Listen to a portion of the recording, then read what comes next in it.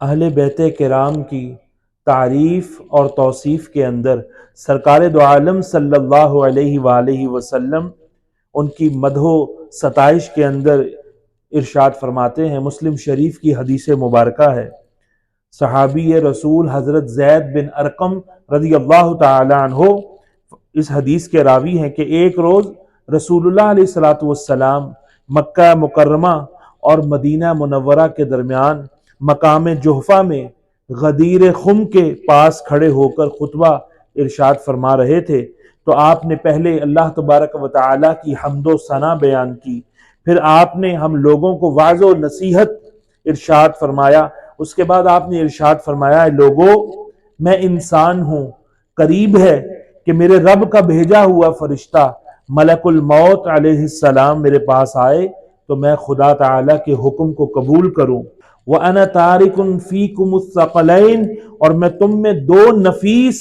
اور گراں قدر چیزیں چھوڑے جا رہا ہوں۔ اولہما کتاب اللہ، ان میں سے پہلی کتاب اللہ ہے، فیہ الہدی والنور، جس کے اندر نور ہے اور اس کے اندر ہدایت ہے۔ فرمایا کہ خدا تعالی کی کتاب پر عمل کرو اور اسے مضبوطی سے تھام لو۔ راوی حدیث حضرت زید بن ارقم رضی اللہ تعالیٰ عنہ فرماتے ہیں کہ حضور علیہ الصلوۃ والسلام نے قرآن مجید کے بارے میں لوگوں کو ابھارا اور رغبت دلائی، پھر اس کے بعد آپ نے ارشاد فرمایا، وَأَهْلُ بَيْتِي، اور اپنی اہل بیت تم میں چھوڑے جا رہا ہوں، وَأُذَكِّرُكُمُ اللَّهَ فِي أَهْلِ بَيْتِي وَأُذَكِّرُكُمُ اللَّهَ فِي أَهْلِ بَيْتِي،